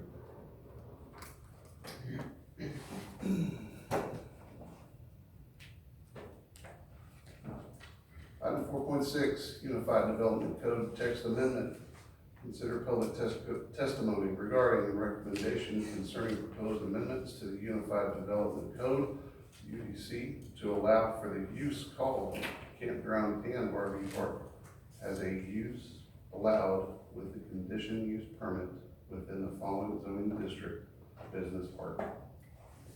So this is a interesting request. Basically, I was approached, by Jeff as far as Valley View RV Park goes. So the next item is the Valley View RV Park conditional use permit request. That would, basically, whatever happens with this item, that will constitute what happens with the next item. So we haven't had a UDC text amendment in a while, and in the code, there's a whole process outlined that staff should be bringing forward recommendations and items every year that need to be updated. So this would be probably one of those types of items that would be done as like a cleanup every year, to look at the uses allowed within zoning districts. So in Business Park, there are limited uses related to business activities and things like that. Campground and RV park is only allowed in the agricultural zone district. And it's only allowed by a conditional use permit, so it's very restrictive on where it's allowed. So this would allow for us to add a conditional use permit requirement for campground and RV park in agriculture and in business park. Basically, by doing this request, it wouldn't allow us to have RV parks come in outright. It would still have to go through CUP process, but it would open up the opportunity for new areas to have an RV park. There aren't any requests for RV parks anywhere else in town. This one's pre-existing, and so I don't really think that it's gonna be something that staff is going to open the door for anything, because there's still the condition requirement that y'all can impose on whatever applicant comes forward in the future. So with that being said, obviously there is limitations on what those conditions can be, but most of the time, like as you've seen with other conditional use permits, like you can limit anything that's zoning related specifically. So when we sent out the public notices, we didn't do it just to anything around Valley View because it's related to the business park zoning district as a whole. So all of the areas in yellow are properties that are within zoning districts that are zoned for business park. And then that buffer is the 200-foot buffer that's required to be noticed around all those properties. So there was 115 property owners that we noticed via mail, and then we posted it online in Williamson County Sun, and then it was also posted on a public notice sign at Valley View RV Park. So we had one property owner submit a response to staff that was in favor of it, and then we had 7 that were in opposition. I didn't check to see where exactly all of those oppositions were in relation to the actual like RV park itself that's existing. But ultimately, those were the ones that responded to us. So staff's analysis, campground RV parks, obviously, like I said, it's very restricted and limited. It's only agricultural properties. We don't really have any agricultural properties that are just outright zoned within the city limits. That would only be a new property that hasn't been zoned after an annexation request. And then by requiring each campground or RV park to go through the conditional use process, we would still maintain some purview over the surrounding development and the compatibility with future residential areas or adjacent residences that might have concerns in regards to a future request. So staff is recommending approval only because this would allow for some more versatility in the options for this particular use. The amendment doesn't really create a new land use, it's just expanding on the existing defined use that's already in the code. The change is intended to obviously provide a pathway for the existing RV park to be conforming under the existing current zoning regulations. But like I said, any future requests would go through that CUP approval process. The city would still retain the authority to evaluate compatibility, infrastructure capacity, operational impacts, and site development conditions. And like I said, there's no currently new RV parks proposed or that have been inquired by staff, so. And Jeff is here if you have questions for him, since it kind of correlates to the next item. Is this a yearly process you have to go through to retain the UDC? So it's not a yearly process. Just condition this will approve it, Yeah, this would unless be, something changes. yeah, this would be something that would enact it going forward. The UDC specifically says that we should bring forward text amendments as we get requests throughout the year. And it basically identifies a process for us to bring those items to y'all so that y'all can review them and the council can make a determination. So that way the UDC stays updated and not stagnant. Yep. So, And in the future, we'll still have to come to us for pending approval as far as this. for an RV park. Yes, A new one. yeah, a new RV park would still have to This come has to already been P here. and Z and council. 10, 12, 15 years. 2018. Been a while. Yeah, it's been here a while, and I Nothing mean, new, that's terrible. I will say, from what I've seen, this is the nicest RV park Oh, that yeah. I've seen as far as like any like city goes, as far as like not having a lot of restrictions related to, I don't know what just happened. As far as like any restrictions, like, or not having a lot of restrictions for RV parks, I mean, they did a really good job as far as like having a higher standard and a higher level of development, at the forefront of it, so. And they kind of set the precedence in my mind on what future RV parks would have to do. Some of them around here actually took a blueprint, there's some around here, and I was like, what looks like Jeff's? So, If y'all have any questions, I'll be glad to visit with you. I want to thank you for serving. It's a thankless position. Gary's been doing this he did it early on. Did you serve on the Economic Development Committee also? Way back when. And helped with things when we incorporated, I representing the city of Gerald. Somebody had to zone the town. And so when we incorporated, I drew the city limit lines. My father and I went out in the late 80s and tried to get people to agree to incorporate it, and they said no.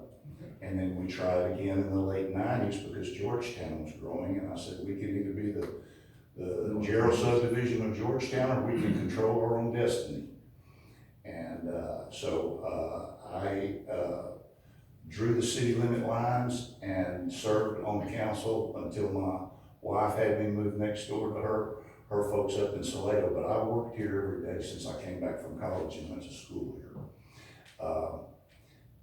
The P&Z was set up and I zoned it. Now, I'm not educated in zoning, but it had to be done. And so I picked about 6 or 7 different kinds of zonings and I stuck them on everything in town, took the time to do that. And then this property was zoned industrial because there wasn't, when I left, I still wasn't planning on building an RV park here. And there wasn't a zoning for RV parks in the city of Gerald. When I built it in 2018, I got all my permits. Diane and I went to school together here. And so I'm the only one in the room that's worked for the city longer than Diane, and she's lived in Gerald longer than I have, only because she was born here. But we went through the permitting process, got everything approved with the city, and unbeknownst to me or Taylor Press Products or Builders First Source or anybody out there, the city changed the zoning out there without telling us that they were changing it. I knew that zoning, you can always kind of move down, but you can't move up. You know, if you're residential, you can't put a business there, but if you're industrial, almost anything can go there. So I knew I was okay having an RV park being zoned industrial. But they changed the zoning and didn't put in, at that time, I guess, the fact that an RV park would work. And of course, the neighbors on 9th Street, they drive out on 9th Street. They were not happy about me putting a nasty old trailer park in Gerald, after I had been approved by the city and everything else. And so the neighbors came and I said, I'll tell you what I'll do. I'll build an 8-foot wall. Now, I can't turn around my project right now because I'm too far into it. You know, we've already started moving dirt and I borrowed a bunch of money. And so we built what I considered the nicest park around, a park that anybody, any community would be proud to have. And we try to keep the riffraff out of that thing. And we try to make it as nice. It's got 25-foot wide concrete streets, you know, and so as clean and as safe as you can make it, because you can't make it perfect. And so, but the city changed the zoning on me. And so, unbeknownst to me, they didn't contact me.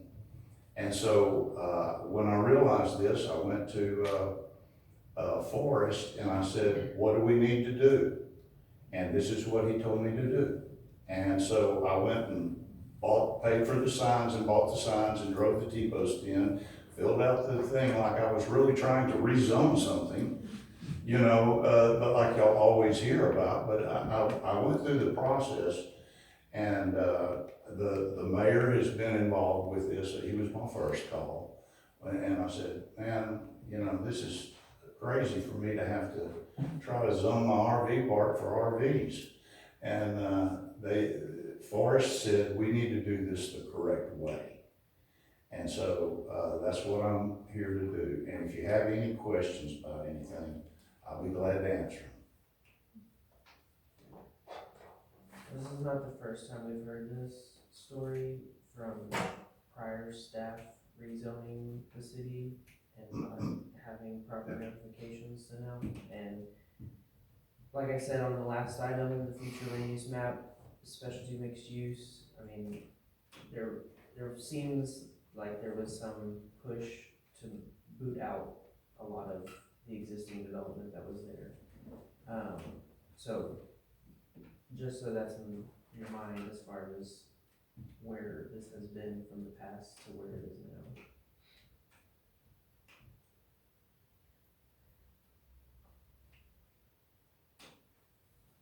Anybody? I'm good. Good. Questions? Pretty straightforward. Thank you, Jeff. You bet. Thank you, Nick. Any other discussion or questions for Forrest? Okay. No? Sorry. Okay. I have a recommendation or a motion. I'll make a motion for recommendation, for approval of the UDC text amendment request as read in the caption. Chairman, based off blah, blah, blah. I have a recommendation for approval by Caitlin. Do I have a second? Second. Here, thank you. I have a second. Go to a vote. Jason? Aye. Caitlin? Gary? Aye. Aye as well. The motion passes unanimously. Thank you very much. Sir.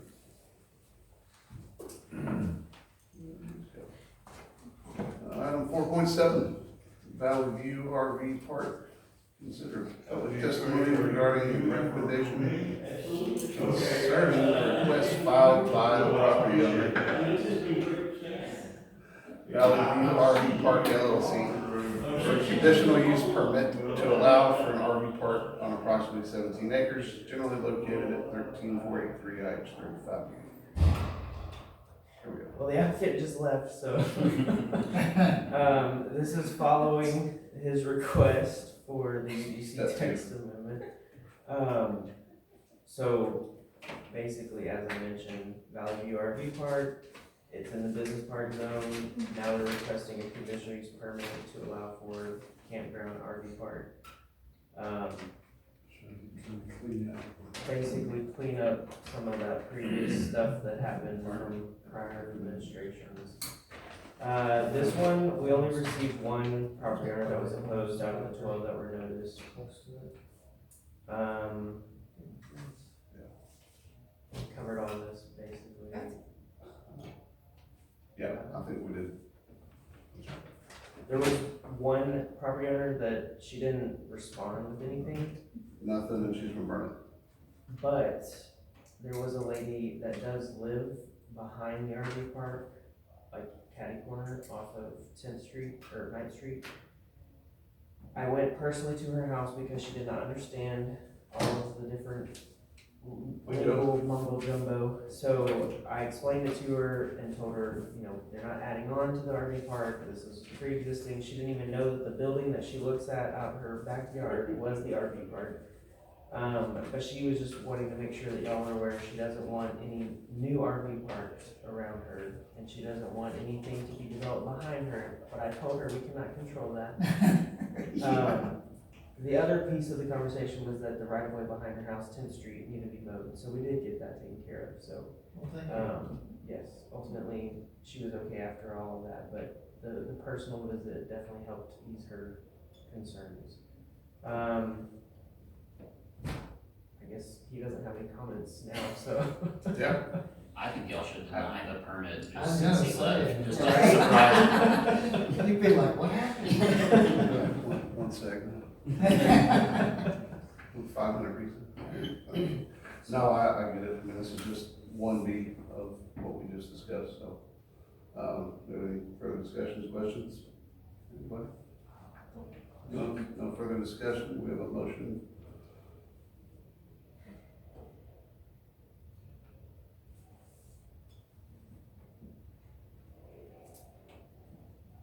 I'll make a motion to recommend approval, the conditional use permit request as read in the caption by the chairman, based on staff's recommendations and findings.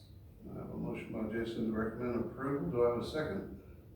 I'll second that. I have a second from Caitlin. Vote, Jason? Aye. Caitlin? Aye. Gary? Aye. Aye as well. It passes unanimously. Caitlin, are you scared to make a motion? I've been making motions. What are we talking about? I'm not gonna You swear made them both? out. You made one. She made Okay. 3. I made 3, come on now. Yeah. Excellent. She made the first one and, She write down. 6 one. Or second, 7. Oh, 2, okay. Yeah. Not bad. Wait, 3. The minutes in Jason. the Oh, beginning. 30 minutes. Yeah. Okay. Counts. Counts. Okay, so director's report. Obviously, UDC amendments, I wanna start bringing those forward, but bear with me because it's just me and Ashlyn still. As far as like planning and development stuff goes. We did hire a building inspector, so that was good news. But I wanted to talk about possibly bringing forward amendments to the outdoor burn permit. So currently, it is saying that the city has the authority to issue burn permits, but we have no fire department. We have no ability to really like do any inspections on that. So we still coordinate with WCD or whatever, WESD, but I think it just needs to be amended to call out that the permit process goes through the ESD versus the city. We can still be a part of the review process if there's something that we need to look at, but I think it would just make more sense to clean that up. I think it would just be a notification to the city that they would want to do it, even if they, you know, if WESD, they approve it, they just need to let us know that, hey, we approve this. Yeah. That's all. Police. Yeah, notify the Yeah. police, the city police, that's all that, in my view, needs to be done. Is that where they're on the same page? Yes, please. Makes sense. So another one that we recently been asked about quite a bit is livestock. So we don't have an animal control ordinance. It says that we follow Williamson County. Well, come to find out, Williamson County has no rules on animals. It's just specific to if it's like cruelty, neglect, or improper, treatment or care. So if we want to, it's not really development services, but it's something that I can communicate to PD and the mayor and let them know kind of like we need to move forward with bringing some kind of ordinance together, but ultimately, like, the zoning ordinance has some limitations just because of the agricultural zones, but it doesn't. We didn't approve the second. I will leave if, I was just gonna say hi to y'all. It's so good to see you, Gary. Thank you for working on here. I appreciate all of you. Give me a call for us if there's anything else that I need to do, let me know. Okay. Well, Thank you. Bye, Diane. Yeah. So ultimately, like, there is some like restrictions built into the zoning, but from an enforcement standpoint, the city cannot enforce what people put on their property as far as like sheep, goat, pigeons, chickens. I mean, chickens are a little different, rabbits are too, because of the state law that passed, but that is something that, like, zoning in itself is not gonna take care of that. There needs to be another tool in place, and that would be animal control, which would possibly lead into the conversation of an animal control officer to be on staff to actually enforce those regulations. So, not something Development Services need to be talking about, but it does impact us when we get enforcement calls about zoning requirements. So, just something to bring. His backyard. Yeah, somebody was asking if they could put sheep in their, like, lot in Old Town today, and basically as the way to get an ag exemption so that they could lower their taxes. And I was like, well, technically, you can, I mean, I was gonna nothing's say. stopping you. They need a minimum size lot, is it a big lot? That's zoning, but we don't have anything as far as the animal control Or ordinance for that the ag says. exemption, 10 acre minimum now. Oh, that may be true, but And then we get, you wouldn't be able to get to ag exemption, I guess, but, yeah, yeah. I get the zoning part. The other thing was data centers. So obviously we've had Nasonas come through, and then Cactus Rose is trying to also come in. The state is obviously putting their own restrictions in place, which is helping slow things down. But I know that was a concern that John brought up at a prior meeting in the past. So is that something you'll still want us to look at some possible regulations to bring back as far as adding to the UDC? Like additional or higher standards? I would assume so. Is a facade requirement under the UDC, or is that something we can't even implement if we wanted to? That would be building material, architectural features, which we wouldn't be able to necessarily do. Why is that? State law. Now, if the state implements something that says they have to provide architectural or enhanced facade, then that would be something that we could do, but. You talking about for data centers specifically? I just, sorry if I jumped around, but he had others with a question mark. I thought that we had just gone through and just. Broaden the horizon. So, I'm sorry, my bad. That's okay.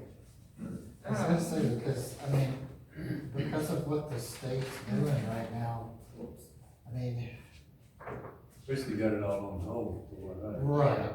I would advise a wait and see approach, Yeah. because I don't wanna, we go through all this work to adopt regulations I and the kinda state see that says, well, we're These are preempting your cities, regulations. yeah, so.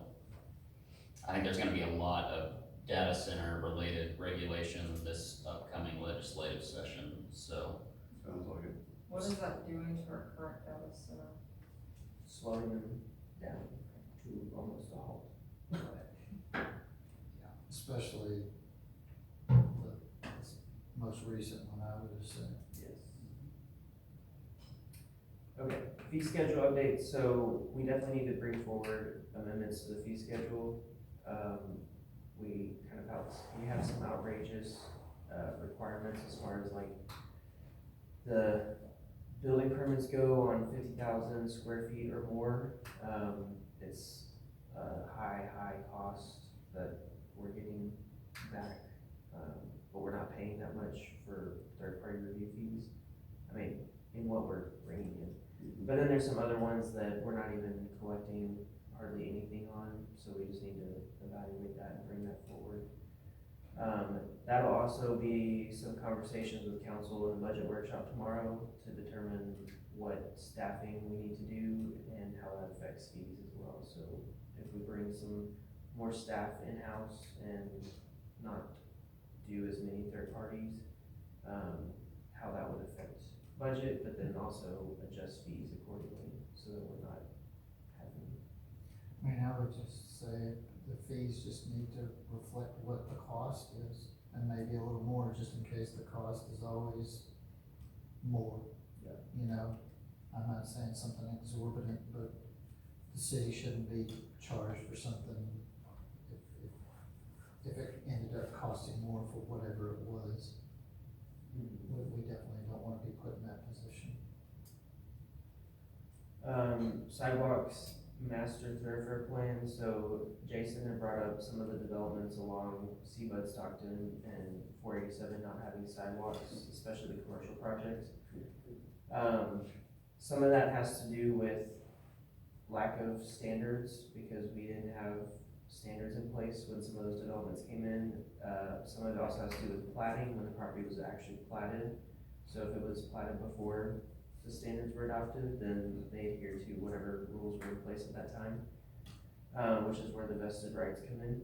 So on the other issues, there's some issues with like the actual right of way, and 487 being TxDOT, there's some limitations on when we can require sidewalks, depending on like other items that are also in the way. So like Ace Hardware, they had a drainage channel that goes under 487.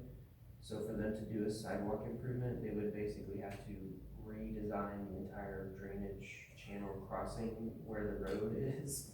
So it would add a tremendous cost and probably make it to where some of those projects aren't even financially feasible just for a sidewalk, which I see the benefit of sidewalks, but I also understand that like on TxDOT roads, on like roads like Seabud, Stockton, where they will be widened at some point in the future, we would possibly be putting a sidewalk in that's one, not gonna connect to any other adjacent developments for the time being, but then two, we might be requiring a sidewalk to be in place and then it be moved when the road gets expanded in the future.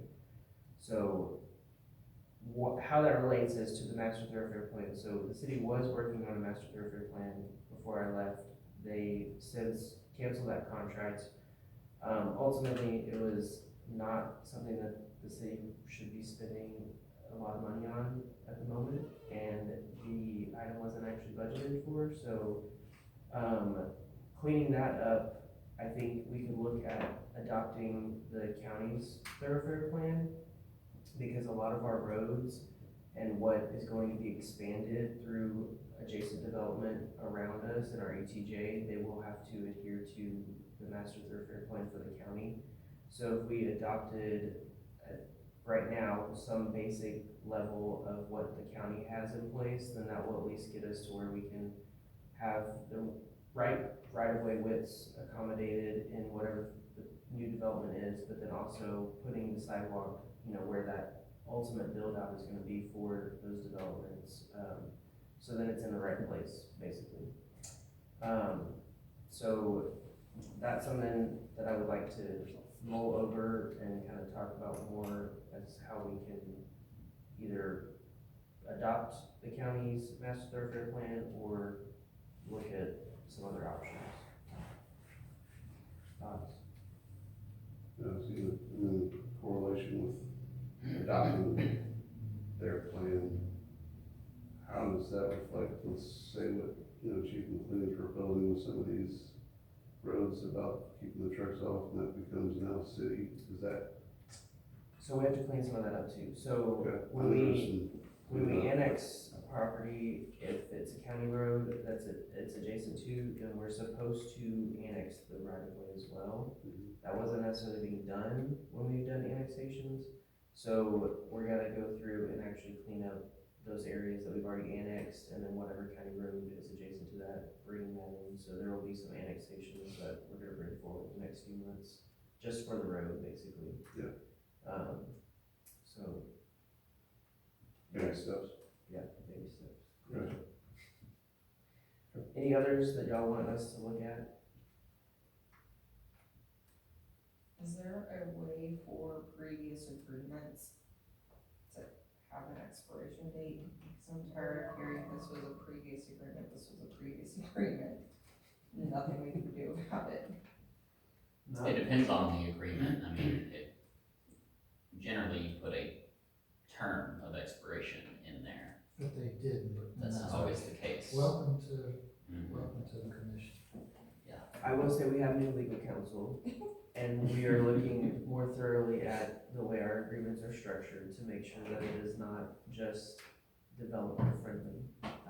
And that there are some clawbacks in there on the city side to make sure that we're getting something in return, and it's not just the city giving everything away. So, It's a big deal, because you feel like you're not contributing anything when you come in here, a lot of times. I noticed the new legal by the considered public testimony part. Yeah, we need to, so you have public comments at the beginning, but technically on each one of these items, we should be opening and closing a public hearing. Usually there's not gonna be any speakers, but it's just a formality thing. Okay, this is a public hearing. I open the public hearing. Anybody wanna speak on this item? No. Close the public hearing, and then we proceed with discussion. I will add that to the slides. That would be excellent. Do they have a time limit when you do that? It's still 3 3 minutes. minutes. Mhm. We have her for 45. And then downtown master plan, so I sent y'all and council the draft and then the comment form. So public comment is open until September 4th. Y'all have until Friday to get back comments to me. You can obviously go back and do like a public comment and submit it online if you don't have time to submit like everything that you wanna submit. But we are gonna do a council and P and Z workshop on September 1st. We're gonna do it at 6:30 right before the regular meeting. So that way we can get it done before the council meeting starts. I don't foresee there being that much comments from y'all because either y'all been a part of the process. Yeah. Oh, yeah, I went to the whole meeting, Yeah, and walked through it, yeah. and good explanations. It's, Y'all, well, how are y'all doing the utilities? I saw the plans and possible options for drives and how they park, and then spread out the sidewalks and public easements. I mean, y'all incorporating all that as far as who's gonna have passage of 5 foot of wastewater and water and electric utilities possibly moving So- forward. That's not in the plan. That would be a regulation that we would need to adopt in our design standards.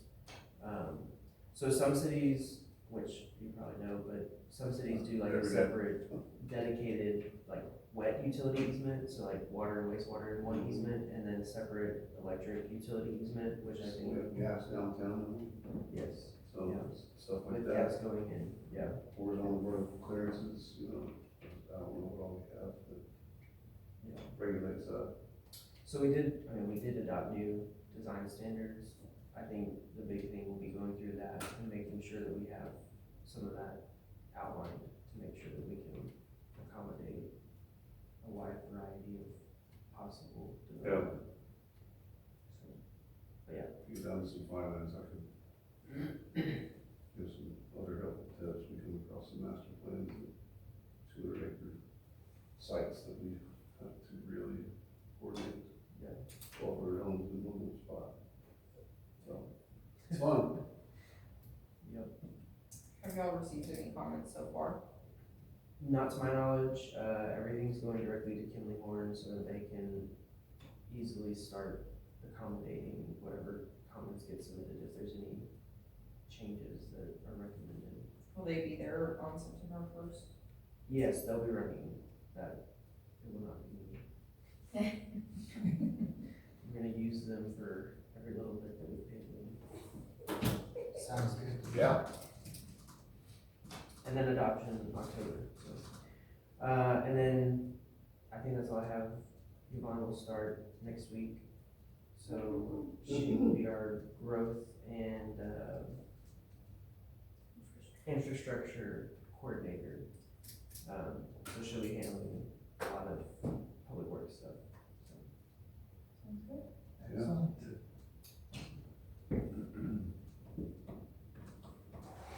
Motion to adjourn? All right, it is 8:05, adjourn this meeting.